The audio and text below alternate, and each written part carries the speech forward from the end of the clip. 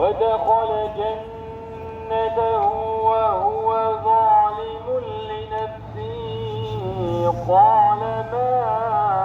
أظن أن تبيد هذه أبدا وما أظن الساعة قائمة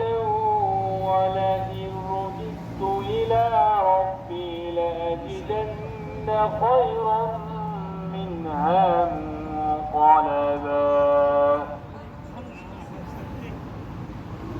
قال له صاحبه وهو يحاوره أكفرت بالذي خلقك من تراب ثم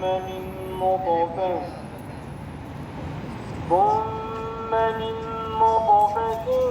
ثم سواك رجلا لكن هو الله ربي ولا أشرك بربي أحدا ولولا إذ دخلت جنتك قلت ما شاء الله